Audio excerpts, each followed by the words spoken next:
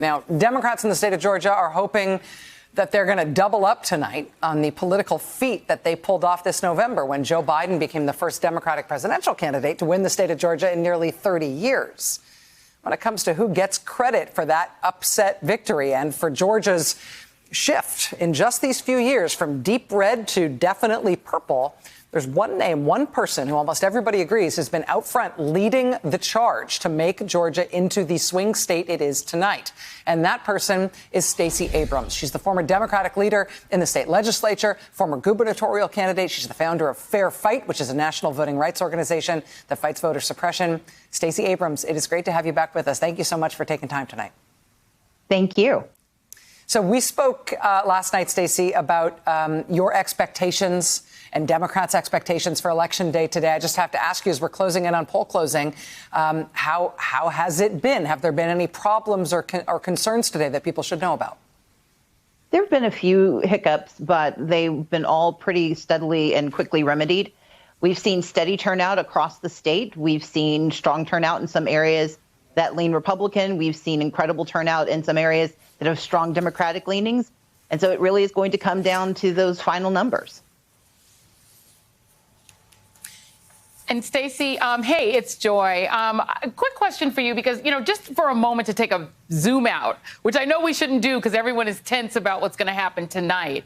But, I worked, on a 2004 election for America Coming Together when we coveted Georgia. Georgia was the thing that Democrats probably coveted more than any other state. So can you talk about the long-term consequences of what you've been able to build, of the work that you and people like LaTosha Brown and others have been doing?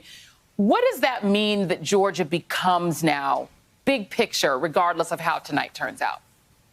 Well, if you look at the work done by Helen Butler and Say You Fought, and by Helen Kim Ho, who was working early in the Korean and Asian American communities, Jerry Gonzalez, who is doing a lot of work with the Latino communities, what we've seen over the last decade has been a steady change in demography, but we know that electoral politics always lag behind demographic change.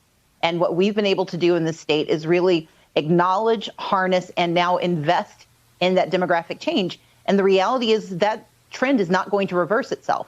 We are going to continue to see a diversification of the state of Georgia. By the end of this decade, we assume a lot of the projections say that Georgia will be a majority minority state. And what that will signal is that any party that wants to be competitive in the state is going to have to reckon with what it means to address the issues of health care, of jobs, and of justice. Those are the conversations we're having in this election, and those are the conversations that will continue until we come to a resolution that truly serves all of the people of Georgia. That's why we know that we are competitive, and that's why I believe that we will continue to make gains over the next decade and more. Hi, Stacey. It's Nicole Wallace. I first have to tell you, every single person that comes on my show, reporters or former elected officials, heaps praise upon your work in the state, the hard and years-long work. And I have to ask you a question about that work that's been rattling around in my brain.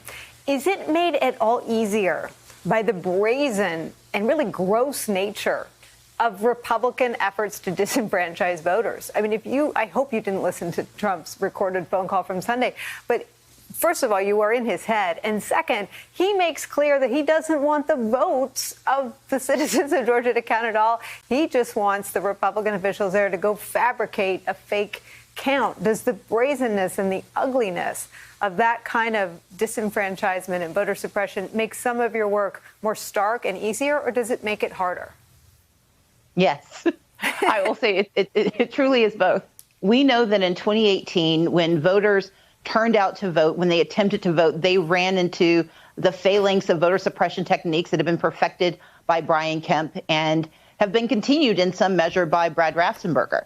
That not only blocked access to the right to vote, but it also animated voters. It animated Georgians who suddenly realized that a power that they should hold had been thwarted by someone who was supposed to protect them.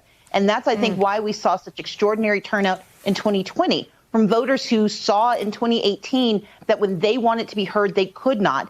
And they redoubled their efforts. We worked with them through Fair Fight and other organizations, and they turned out. And I think every time Donald Trump disparages the millions of Georgia voters who decided that they wanted to participate, it renews their commitment to being a part of the body politic. They want to be seen, they want to be heard, and they will be. Stacey, let me piggyback off what Joy asked you, actually, this idea of the sort of bigger picture about the kind of change that has happened in Georgia.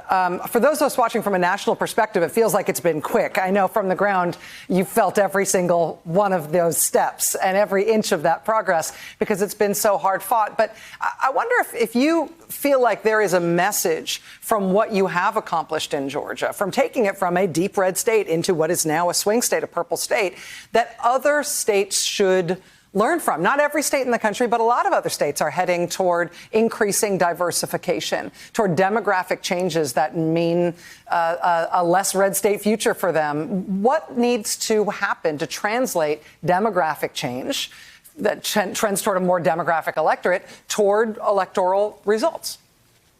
Well, I'm going to do a shameless plug here. I wrote a whole book about it called Our Time Is Now, Power, Purpose, and the Fight for a Fair America. I use Georgia as a template, but the first half of the book is about acknowledging and recognizing that voter suppression is real and it's not purely endemic to the South, and that in every state, especially those states that went from red to blue, we're going to have to fight hard to make certain Republican legislatures don't retrench and reinvest in voter suppression as their method of victory. But the second half is acknowledging the legitimacy of identity, that race, that marginalization in community, that sexual orientation and gender identity, that poverty and class, they all matter. People make decisions based on their lived experiences, and we have to acknowledge it, center it, and run on it. One of the things we did differently in Georgia was that we stopped hiding from the people we were trying to serve, and we actually talked to them. And then more importantly, we asked, how could we help? That's how we do it across the states. It's going to take longer in some places than others, but I believe, particularly in the Sun Belt, that's the pathway that we have to follow if we want to fully harness the demographic changes and convert them into permanent electoral victories. Stacey Abrams, Democratic leader in the state of Georgia, national voting rights leader and Democratic leader. It's great to have you here tonight. We are 2.5 minutes away from polls closing. I know tonight you've got as much anticipation on this as anybody. Thanks for being with us, Stacey. Good luck tonight.